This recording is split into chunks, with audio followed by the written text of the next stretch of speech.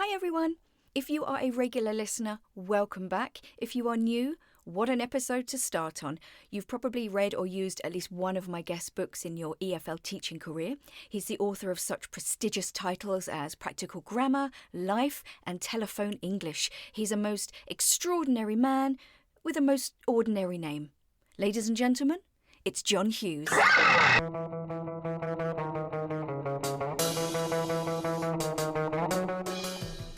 Hi, this is Erin, and welcome to Everything EFL, my little podcast about English language teaching and other teachy stuff too. Credit and honourable mentions will be given during the episode or in the show notes. Let's crack on. Hi, John Hughes. Welcome to Everything EFL. How are you? I'm good, thanks, Erin. Thanks for inviting me along. Good stuff, good stuff. Okay, so why don't you just introduce yourself for our listeners? So my name's John Hughes. I'm now based in the UK, just outside Oxford, but I've worked overseas. Nowadays, I do quite a lot of teacher training. Before COVID, I did a lot of traveling, a lot of teacher training and presenting in different parts of the world. The other side of what I do is materials writing, course book writing. I'm probably best known for being one of the authors on the series Life with National Geographic Learning and also Business Result with Oxford University Press. But I'm connected with a number of different courses, at the moment. Okay, some serious EFL chops there. Okay, so today we're going to be talking about authentic materials, focusing mostly on lower levels because you feel free to disagree, but my opinion is that sometimes it's a bit more difficult to find authentic materials for lower levels. And I think a lot of teachers, when they think of authentic materials, they might go straight to text-based, which, can be very difficult for low-level learners. So what things should teachers consider when selecting authentic materials for lower levels? Yeah, I mean, my sort of catchphrase is just because the student has a lower level of English, it doesn't mean that they can't have higher levels of interest from the materials that we find. And that's always in my head when I'm writing materials. There's a danger typically that the more authentic material, the higher level it becomes. So you end up with a situation where the advanced level material is authentic, but the poor beginners and elementary students end up with something that's so stripped down and bare, it doesn't remotely resemble the real world. The only place you'd find it is in a beginner level English course book. So the challenge then is to bring authenticity to the lower levels. And yes, like you said, we often talk about texts in terms of written text, but of course, authentic materials includes, let's define it. We're talking photographs, video, audio. It might be a single sentence or phrase from a meme on the internet. It might be a 30-second video from YouTube or some kind of social media. It might not even be video that has words. It may be just 30 seconds of some action it's authentic and it gets students interested in the topic and exciting and generates discussion. So by authentic material, there's a danger. We're always talking about written text or listening text that are just contain a bunch of words that are too high level. And authenticity can be sort of many different things. It could be the photograph that you use at the beginning of the class. And if you think about photographs, typically, if you were doing a lesson called, family, and typically you go to the photo stock site or you look at certain kind of course books for beginner level, and it's this sort of model family. There's two parents of the opposite gender and three kids and a dog possibly. And they're all smiling. They're always happy. And of course, we'd all like our families to be like that, but they don't resemble families that I know. I mean, families are quite messy and complicated, and they're always taken in photographs with sort of clean sofas and a single hanging picture that's there. And it just doesn't resemble anybody's living room or the real world. And so authenticity at that level is perhaps not going to your typical photo stock site. It might be Well, there are lots of different image sites now where you can get kind of interesting images, and also some for free, some you have to subscribe to. Or of course, you just take your own photographs. I mean, it's pretty easy to get a decent photo now on your phone. You can just take your own photograph, and building up a bank of your own photographs is fine. And I think one of the hang-ups teachers has, if it's not from some other source, there's a sense, well, is it really authentic? Well, of course it is. I mean, it's, you took it, that's fine. Or similarly, we always think of authentic materials as something that comes from elsewhere or outside of the classroom. I mean, authentic material is when the student develops the material. If the student takes an interesting photo, bring it into class, integrate it some way. I mean, that's all authenticity. Absolutely. Yeah, so many good points made there. Yeah, even something like a photo or a video, there's so much scope for communication, for vocabulary building. And, in the age of the internet and YouTube and social media, there are so many sources, like you say, that we can use there. And to do, with photos, like I was just thinking exactly the same thing as you, bring in your own photo, because students are generally interested in who you are. And if you show them a little snippet, a little side of yourself that they don't usually see in the classroom, that's good for forming connections as well. And then, of course, bringing in their own photos. Everyone loves talking about themselves. So, again, a really good source for communication and vocabulary building, and a bit of grammar thrown in maybe as well. Yeah, absolutely. And that kind of thing brings in personalization, which makes Yeah. language learning more memorable. I mean, all of these things are kind of interconnected, aren't they? Yeah. I think traditionally some stuff that can be used with lower levels that are kind of easily obtainable would be your menus, your information leaflets, your maps. These things are good because they're generally not too long. In text form, they can be scanned easily for information. The information is set out in a certain format, which is often recognizable. But I think if teachers did just focus on just the text-based stuff, I think they'd really be missing out on a lot of stuff. Well, also, we've just talked about photos, haven't we? And you've mentioned their texts like menus and things that are good for lower levels because they reflect the real world, but also they tend to be text types which combine images and text.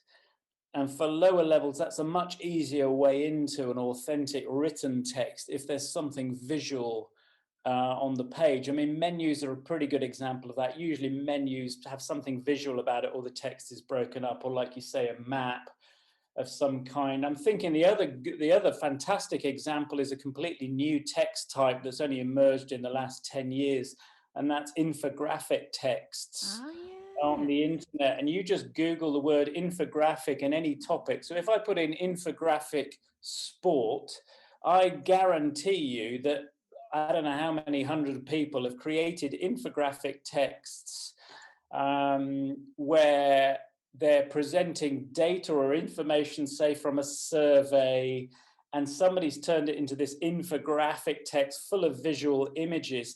And what's cool about it is you get the visual, but you then get these short little sentence level texts that go with it. I mean, I've used them quite a lot, particularly in business English. For example, if you type in work-life balance infographic, I'm sure somebody will have done a survey into the workplace and how much people are having to balance their working life and free time life. And there'll have been surveys on it, and somebody will have created this text type that's visually great because it illustrates, if it has a sentence, 50% of us work longer hours than we're expected to, or something like that, some kind of piece of data like that.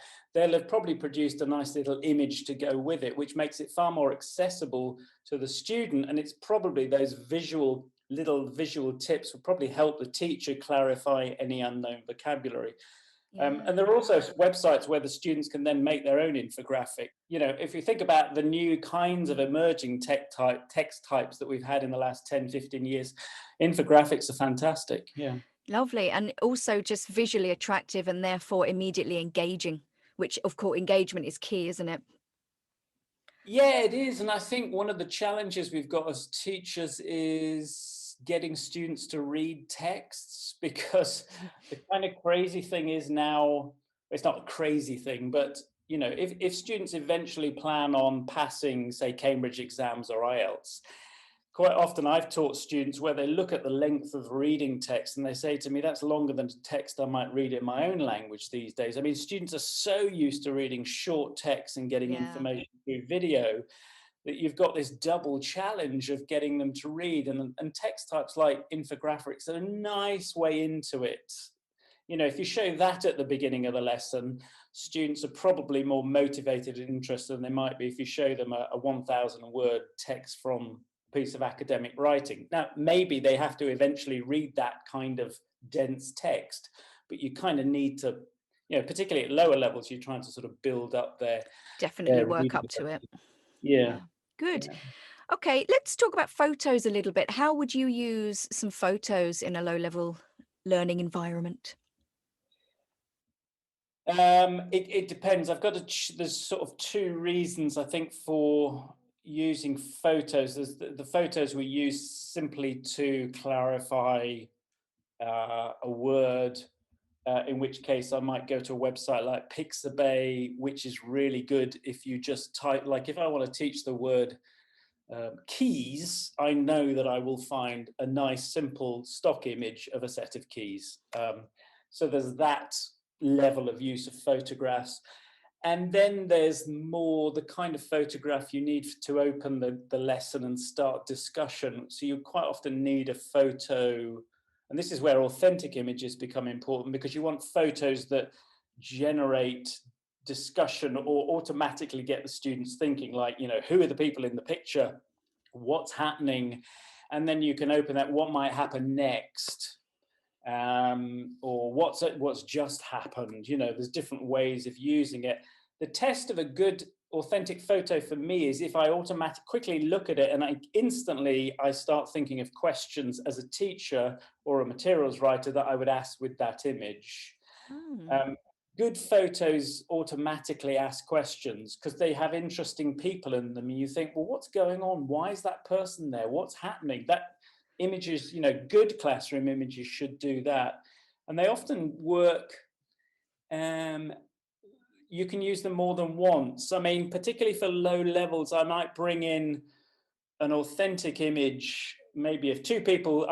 If it was two people talking in an unexpected place, maybe they're inside a tunnel or somewhere mysterious, you might use the photo once to teach vocabulary, and then you might bring it into the next lesson to recycle that vocabulary, but then ask some more kind of what I'd call higher order thinking type questions that get students imagining what is going on. Or you might say to them, okay, there's two people talking in the photo, get into pairs, write me the dialogue that you think they're having.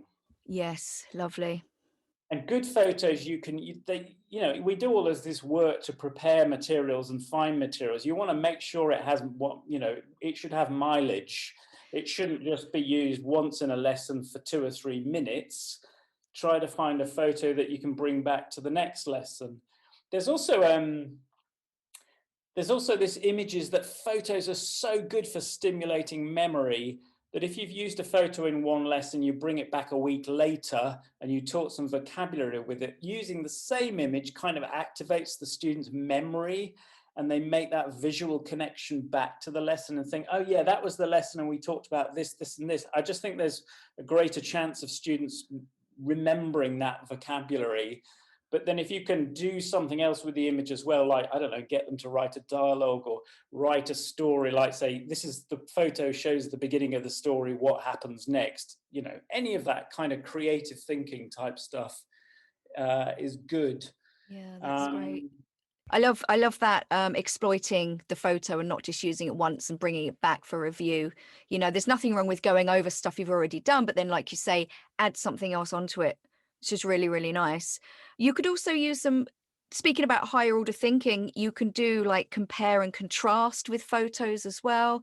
You could add speech bubbles, create like I mean, back in the day, we would take the photos ourselves with a disposable camera, develop them, give them to the students, and they would stick it on sugar paper and write their speech bubbles. But nowadays, you can just give them some showing images. your age, Darren, you're showing your age. I know. Oh, how things have changed. Yeah, and then with grammar, you could maybe, like, one thing I like to do is have a photo of, say, my sister, and I'll explain who she is and what she's doing in the photo, and then they can ask questions if they like, and then they have to find a photo of someone they know and use the present simple and continuous to talk about the photo and what the person's doing in the photo as well. And this can lead to all kinds of questions to do with family and what are they doing? Show me another photograph. So the resources are there on the students' phones as well, which is brilliant. Yeah, and I like that idea of if you bring in one photo showing something, and then you say to the students, can you bring in a photo on the same topic? And then they compare that. That idea of comparing photos is interesting, particularly if it's an authentic image, say from, I don't know, from a newspaper or magazine, and it's showing maybe one family, and then they bring in their family picture and you're contrasting them. It gives the student a kind of relationship to the sort of that authentic image from elsewhere, and an image they bring in themselves. I also think with images, there's all sorts of great free tech now. I mean, one of my favorite sites is called Photobabble. It's spelt with an F rather than a PH, Photobabble. And you upload your photo and then you record yourself describing the photo. And Oh, the student can then record themselves. You can password it as a teacher. So, if you set up the password, students can all go and look at each other's photos and listen to the recording. So it means that you can actually set a speaking task for homework, for example. So instead of just saying, write your description for homework, you can say, actually record your description for homework, and then we'll listen to each other's recordings about the photo. Um, I mean, other tools will do it as well, but Photobabble is just one that I've used in the past, and it's nice to combine it with the images there. And again, it's students creating the authentic content. brilliant. All coming from the student. Yeah. Guys, any reference to any website or app or anything like that will be going on the show notes, so don't panic. Now, let's talk about text for lower levels. We did discuss it, I think, very, very briefly in our last conversation. If you take a text and you don't think it's suitable for a lower level, is it possible to adapt it, but the text still be authentic? For me, it is. I mean, it depends. You've got to be careful you don't strip out all the authenticity. But for me, I mean, I spent a lot of time at conferences listening to debates about what is authenticity. And I've heard people come out with statements like, as soon as a piece of text arrives in the classroom, it stops being authentic. Things like that have been said. Sounds like a Uh, riot. yeah, yeah, exactly. I don't go to those talks anymore.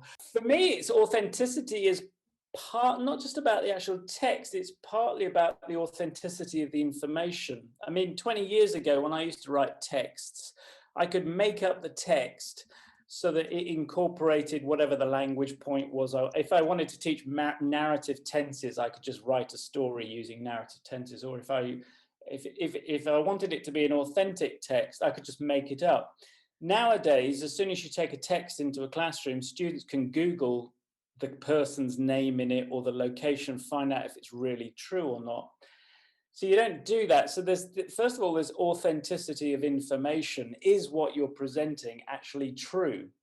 Okay. And actually, I think that's kind of important, because if you've chosen a good text that's interesting, after the lesson, students will be interested in going online and finding out more about it. I mean, when you've got it right when students leave the class and they're still thinking and talking about the text that you use in the class, and they're thinking, oh, is that true? Is that real? I want to find out more about it. Then you've got it right. So there's authenticity of information, and then there's authenticity of text. If I have an interesting topic and I have a source text, or I might have 3 or 4 different texts providing me with information, then you kind of have to look at the text and think, how much of the original vocabulary or text Mm. can I kind of make use of here? Obviously, if you take a text and you don't change it that much, you've also got the issue of, are you going to get permission off the original author and so on. But if you're just creating a text, like quite often I write text on a topic, but I might go and do research in different areas. For me, that's still an authentic text, but I've rewritten it using language that the students can follow. But it goes back to this idea of trying to find a topic that's high level interest. I think what might put some teachers off of doing something like that is just the time it takes. But I think I would argue that you generally use the same materials and same course books. You have the same curriculum. So if you are creating a text that you know you're going to use again and again, I think it's worth taking the time to adapt it. Yeah, I mean, all materials writing takes time, which is Mm. why, you know, people want course books to some extent. I mean, that's what they provide. But if you're creating the content yourself and you're taking also about authentic materials, one of the reasons for doing it is to source a piece of material that's relevant to your students, because no course book can match exactly the needs of your class or the interests of your class all the time. And your students might be interested in a particular topic. Maybe there's some event going on in their country and they want to be able to talk about it in English. Well, then you have to source authentic texts about it. And yeah, it does take time. I mean, it's work, it's effort, and that's another reason. Yeah, you need to choose texts that will last this, you know, the test of time. It goes, if you're choosing text, you're often looking for text that will be, you can use more than once, aren't you? You don't want it just to sort of be current that week, although sometimes we do that. But you're looking for text that actually will last sort of 2 or 3 years Yeah. with the relevance. Yeah. A few years ago, I did like something like top 10 social media sort of lingo, like, on fleek and things like that. And I'm not sure that's relevant anymore. And it took me forever to put together, but at the time it was great. Now I'd probably have to, update it a little bit. I mean, I have my standard go-to World Cup lesson, which is relevant, authentic once every 4 years, basically. And I update it so it matches with whatever the country is the World Cup's taking place in every 4 years. But the basic structure and the vocabulary more or less remains the Mm. same. That's a great option though, isn't it? Like choosing something quite universal like that and then just having to make a few changes every now and then. That's really nice. Yeah, and in general, even if students aren't entirely interested in football, they're kind of interested in the event and they know it's going on. So it's, you know, those kinds of. Similarly, I mean, the Olympic Games is coming up in theory, and Who so knows? who knows? So I mean, once every 4 years, you do your Olympic Games lesson, and you know, if you take some authentic stuff from the Olympic website and play around with it, yeah, it's, you know, it's going to get reused, isn't it? Yeah, brilliant. So in our last conversation, you mentioned the use of text checkers to help with evaluating the language in an authentic text. Can you just expand on that and just explain exactly what that is? Only that when you take authentic texts, the more experience we get, the better we get at identifying which vocabulary, for example, is going to cause difficulty. Say, for if you're looking at a text and thinking, I want to use this with A2 level students, you look at it and you think, well, which vocabulary is going to cause difficulty? What we have nowadays, if you don't want to trust your intuition, and even people who've been teaching a long time, actually, they can be surprised to discover that a word they thought was a B2 level word turns out it's a C1 or it's a B1. So there are free online text checkers. I often use the Oxford Text Checker from Oxford University Press, but there's plenty of others out there. There's the English Profile from Cambridge.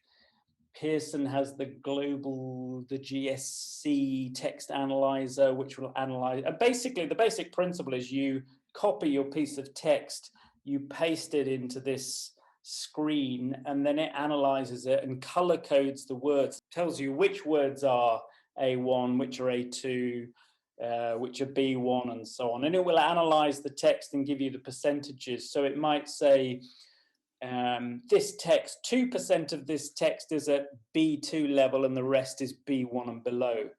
Well, if you're choosing a reading text for B1 students and only 2% of the text is sort of at B2 level, you'd probably be fairly confident that that text is okay for that group. It's great. I mean, the thing is, for adjusting level, it's not only about just changing the vocabulary, it's also about sentence structure. So the classic example, if the text has a relative clause in it, then normally sort of the issue of defining non-defining relative clauses doesn't get introduced until about B1 level. So if the text has a relative clause in and I want to use it with A2 level, I'd have to think carefully about whether I'm okay leaving it in there or whether I want to simplify. Maybe I'll turn that sentence into two separate sentences rather than leaving the relative clause in. Yeah, that's a Or good. passive forms is another example. Would I strip out the passive form, turn it into an active? Those kind of decisions you're going to have to make according to, what Yeah. kind of grammar you've already taught the students, what you think they're ready to deal with. Okay, yeah, good point. Not just language, but sentence structure as well. Okay, let's talk about silent videos. I've used some with some low-level classes before, like Mr. Bean, I always find good. What I generally tend to do is like have a list of like the events in the video cut up. They have to order them, watch the video, check, that kind of thing, answer some questions, maybe talk about Mr. Bean's character. I think there's so much you can do with silent videos because there's no language. You have the opportunity to create what you want out of it, really, and create what you want your students to get out of it. Yeah, I mean, video now, sort of 2005 was the turning point because it was the year that YouTube suddenly arrived. Yeah. And before that, we'd all had to use VHS cassettes and CD players. And doing a video lesson was a complete nightmare normally in class. Yep. I remember one of the first schools I ever taught at, they bought a huge VHS player. For any teachers under the age of about 30, a VHS player was this enormous box, and the video was an enormous thing, and the TVs were enormous. But they marketed their language school on the strength that every term the students would have a video lesson. Yeah, And you'd so wheel the TV in, wouldn't you, on that great big wheelie thing?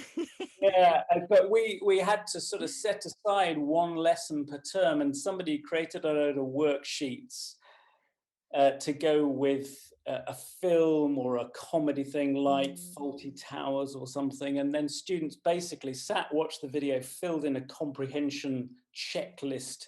And after 45 minutes, you'd switch the lights back on in the classroom, discover that students had understood none of the video because it was just too high level and weird. And video lessons, I hated Subtitles. them. Yeah, and then suddenly YouTube came along and I could show a 30-second video just to stimulate interest at the beginning of the lesson. They're off. And like you say, you could either use silent videos or you just turn the sound off and say, what do you think this person's saying? That kind of use of video.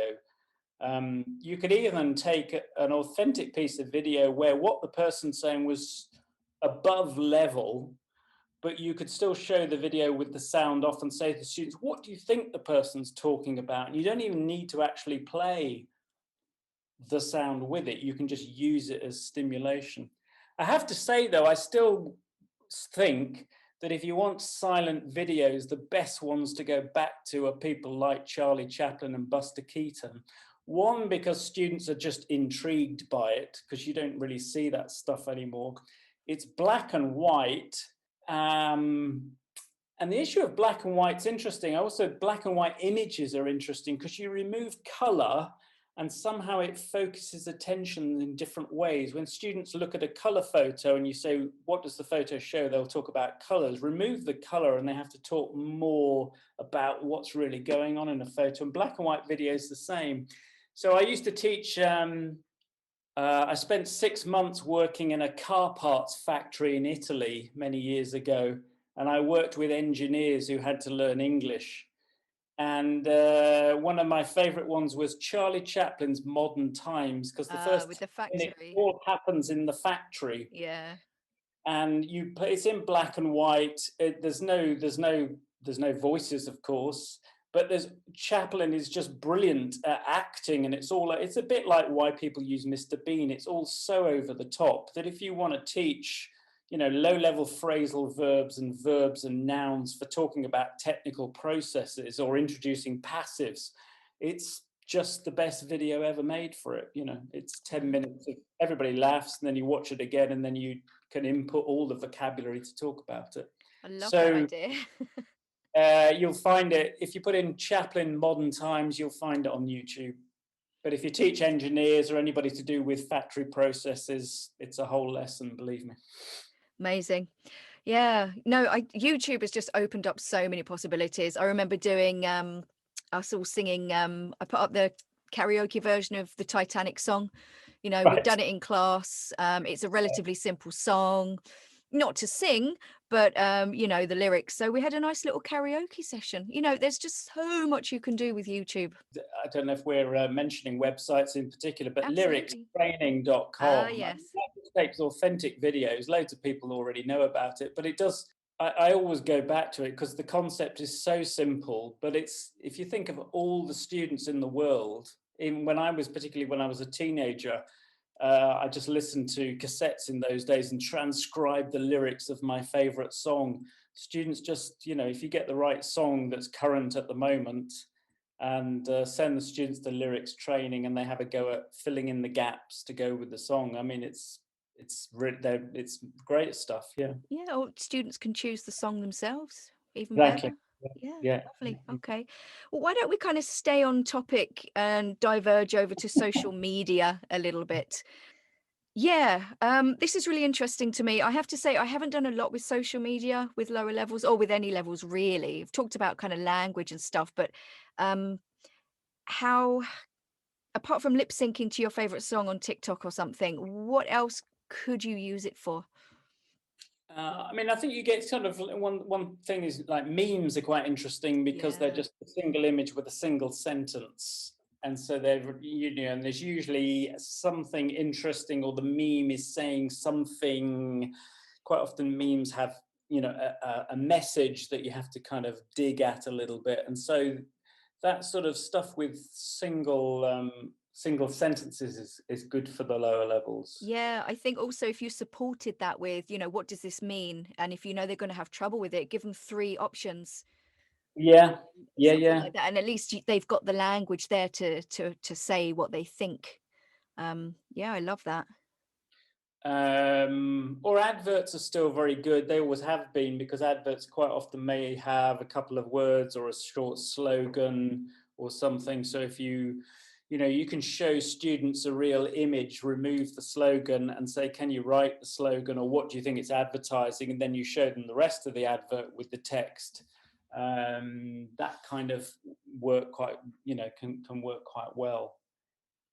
And social media is a bit tricky in as much as if you're encouraging students to go online to social media, you've got issues of, I mean, one thing that's COVID's thrown up is there are students who have access to the internet and have all the technology at home, and those that don't. So you've got to be a little bit careful with that. And there's also where they end up on social media and those kinds of issues, which makes it a bit tricky at time. I mean, I will find things on social media and bring them to the lesson rather than send students too much off onto the social media.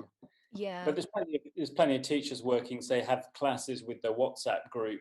Um, and sharing images. I mean, I have a student at the moment, and he loves WhatsApp, so I send him his homework on WhatsApp, and then we share photos or videos. He, like, I was doing cooking with him. He wanted to tell me about a dish from his country, and first of all, he sent me a video he got from some website, or it was on a social media site, and the guy was doing a cookery class in the middle of the desert and showing how to make some kind of dish from his country. And then we talked about it, and I said, okay, for homework, can you now make me a video of you cooking? So he cooked a dish from his country and did a presentation while I think his wife was holding the camera, and then they shared the video with me. probably So shouting instructions to him as well. I don't know.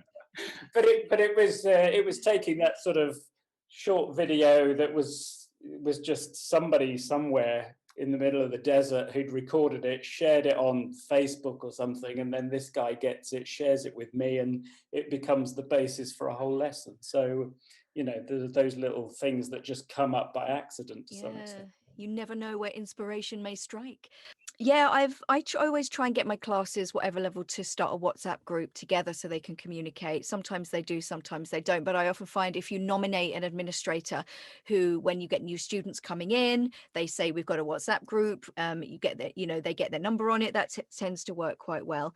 And Another thing that my friend said is that he encourages students, like if they're on Instagram or something, follow English speaking celebrities. Who do they like? Who's their favorite singer? Who's their favorite actor? Follow them on Instagram if they're English speaking. So at least they'll have just something there. Again, just a little bit more exposure to images and language. They can read comments, they can add comments if they're feeling brave, stuff like that. So it's kind of interactive as well. I think, yeah, I mean, you get that. And I think one quite interesting trend at the moment, particularly with TikTok videos and stuff, is people talking, doing 30-second videos, but then they overlay bits of language on it. There's little captions that pop up and stuff like that with little bits of English and stuff. And I think some teachers are worried about dealing with that because they don't necessarily understand it themselves. But the students, I mean, if you let the students run with it, the students will just they'll personalize it and create the authenticity themselves to some extent. Which segues nicely onto materials that students can create themselves, which is brilliant because there's creative thinking involved, you know, that kind of stimulation and motivation for students to produce something is there. What kind of advice would you give for that? I think that the challenge is how hands-on are you going to be. So if you want students to create some kind of content of their own, quite often it's nice to have used something in class which is authentic there as a model for them to follow, Yeah. and then get them to it. But I never forget, I was working with some teachers from the Ukraine, and I presented an idea I'd done in class where if you're doing the unit of a course book, as a revision activity, you give students the title from the unit of the course book and say, for homework, I want you to take me a photo with that title. So if the title of the unit was challenges, for example, for homework, they'd have to go off, take a photo with the title challenges and search for something, and then come back to class and be ready to present it. So they'd have to prepare the English they needed to present their photo to the rest of the class or to tell their partner about it. And there was a Ukrainian teacher who wrote to me and said, well, I did that with my students, but one group got together and they decided it was a bit of a boring homework. So they got together in a group of 3 or 4 and they decided they were going to make a video. And I think the unit had been on the topic of food. And so rather than just take the photo, they went off and went to all the different restaurants they liked around their town and stood outside, and they did like a TV program that they just created with the video. And the video was fantastic. And they even sort of subtitled key words that had come up in the lesson just to show the teacher that they had included the vocabulary. I mean, it was that, they were Wow. that motivated. And I thought, wow, there's some motivated students, but clearly this is a very special teacher who can motivate. But I think that was an example of where a teacher sets the task, has given them enough in class so that they can do it themselves. They know what they have to do, but she's also a teacher who said, but you know that in my class, if you want to go the extra mile and do something else, that's fine, get on with it. And it's that level of control, isn't it? How controlling you are, and whether students know that you're just giving them the seeds of an idea through showing them a text type, and then they run off and create their own text type, how much freedom you give. Yeah. So there's, I mean, you obviously want, I mean, you can set the boundaries and say to students, I want you to say, for example, if you looked at a reading text, you might say, I want you to write a similar kind of text which contains these key words or expressions. And it's just a question of how much you balance that, or how much freedom you give to the students to add their own little sparkle to the whole thing. Yeah, I'm a big fan of giving students choice. Yeah. And something like that, something like this where they create something, it gives them a sense of ownership. It's autonomous. But I think a key thing is giving them a task that is also achievable as well. You know, because I mean, if you just say make a video, you know, students might panic. But if you layer it and scaffold it and support them and say you've got some choices, you can do this. Here's the vocabulary you need to use. If you set it up and you structure it correctly, who knows what you could get out of it. Yeah, there's also always that danger that they spend so much time on the technical aspects of it and sorting out the video that the language almost becomes secondary, and then people in the group or other students start to question the time that they're having to spend on this when they could be doing what they perceive as, you know, better, more important work on learning language. So you've got to get that balance right to some extent. I do think that comes down to your instructions though. And again, how you structure it and your expectations and things like that. So I think it's all to do with how you deliver the instructions and how you structure the task. I think you can sort of Yeah. get over it. And if it's a group, they need to be assigned roles as well. So that, like in your traditional project kind of lesson, you know, they might have to produce a picture of something, and it's very like common for two students to be staring at one student drawing something for like half an hour, whereas if we've all done Yeah. it, you know, but if you assign them, right, okay, you're drawing, but you've got 15 minutes, you're writing the presentation, you're doing this, if you assign them roles and everyone knows what they're doing and everyone has a very clear expectation, then I think you can overcome that to some extent. You'll always get a messer, but you can I mean, overcome it. it's never smooth. I've tried it different. I've tried it like that, where you're setting it out, and then I've done other ones where the group has to nominate the leader, and they have to decide how it's going to be run. Mm. That was, for example, in a business school context where I wanted them to develop management skills as well, and you'd always end up with the one student who was the sort of the motivator and the doer. And inevitably, within a group of 4 people, there were those sort of people ran around doing stuff, and then there was always the one student on the sideline saying, "What are we doing?" And you know, I mean that's just what happens when you have groups of humans together. That's not just students. That's just people working in teams, isn't it? So, where can people find you on social media, John?